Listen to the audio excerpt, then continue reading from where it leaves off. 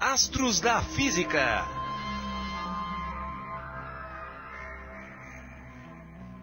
Colocar um satélite em órbita não é uma tarefa fácil.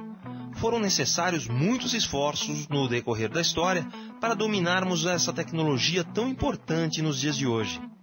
Para saber um pouco mais como se coloca um satélite em órbita, precisamos entender o movimento dos corpos celestes no espaço, começando pelo movimento da Terra ao redor do Sol. Você realmente acredita que a Terra gira em torno do Sol? Mas o que nós vemos todos os dias não é o contrário? Ou seja, o Sol se movendo em volta da Terra? Foi pensando assim que há mais de 2000 anos atrás, o filósofo grego Aristóteles concluiu que a Terra ficava no centro do universo e todos os outros corpos celestes giravam ao seu redor, descrevendo órbitas circulares perfeitas.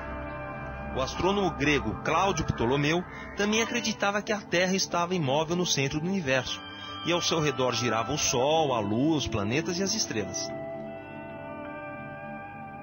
Esse é o chamado modelo geocêntrico, pois coloca a Terra, geo em grego, no centro do universo.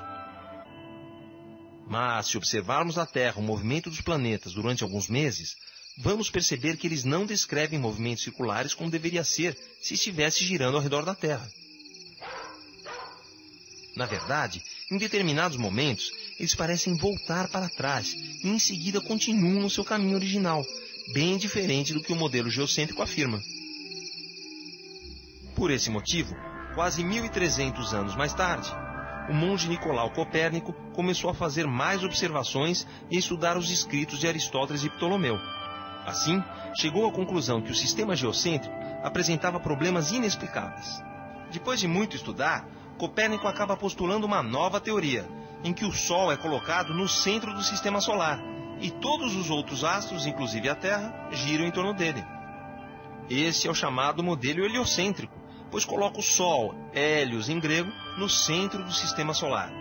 Naquela época, a discussão entre os defensores das duas teorias estimulou muitas pessoas a coletarem dados astronômicos mais precisos. Uma dessas pessoas foi o astrônomo Tycho Brahe, que observou e catalogou os astros de forma incomparável.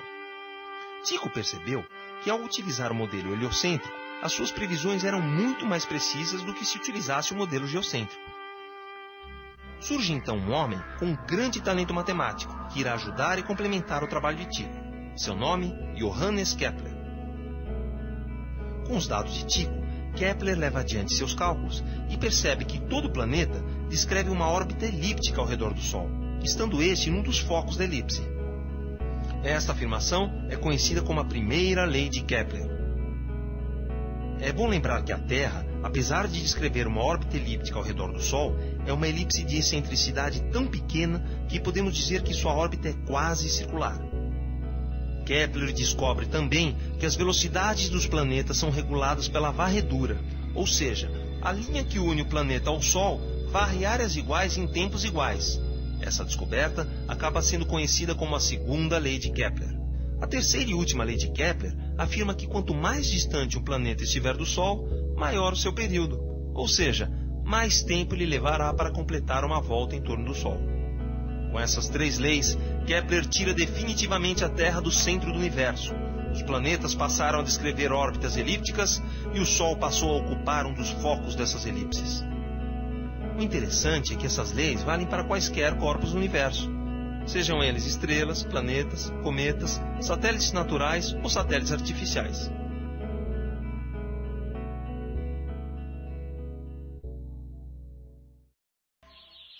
Ao mesmo tempo em que Kepler trabalhava em Praga para mostrar que a Terra não era o centro do universo, outro homem trabalhava na Itália no mesmo problema. Seu nome, Galileu Galilei. Nos estudos sobre queda livre, Galileu derrubou outra sólida concepção aristotélica.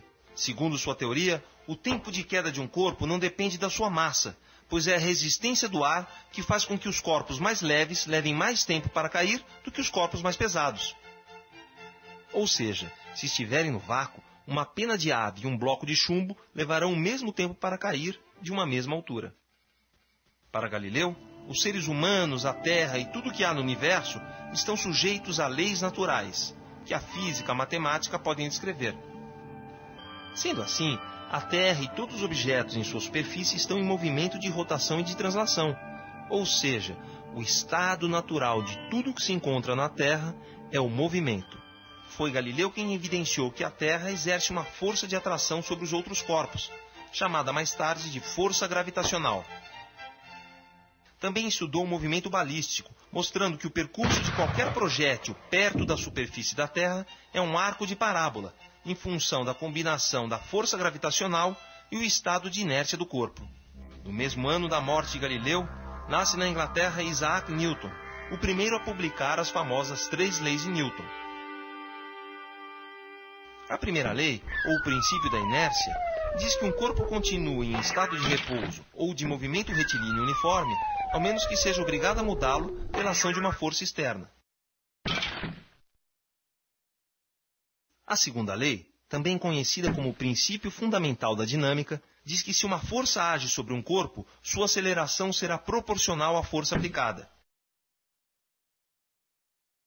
Na terceira lei, mais conhecida como o princípio da ação e reação, em um sistema onde não estão presentes forças externas significativas, a toda força de ação corresponde uma reação, que tem a mesma intensidade, mesma direção, porém sentido oposto. Conta a lenda que Newton postulou a lei da gravitação universal no jardim de sua casa, quando uma maçã caiu sobre a sua cabeça. As conclusões de Newton explicam por que a Lua não cai para a Terra, apesar de ser puxada pela força da gravidade para o centro da Terra. A lei vale também para os satélites artificiais, orbitando sob a ação da gravidade da Terra. Newton, assim como Galileu, também fez experimentos para descrever o movimento balístico e chegou ao conceito de velocidade de escape, ou seja, aquela com a qual um corpo é lançado da superfície da Terra e consegue escapar da atração gravitacional do planeta. Após a morte de Newton, mais de 2 séculos se passaram, até que em 1957 foi definitivamente colocado o primeiro satélite artificial em órbita. Apesar de toda a tecnologia necessária, a conquista do espaço jamais teria acontecido se não fossem as ideias revolucionárias de gênios como Copérnico, Kepler, Galileu e Newton.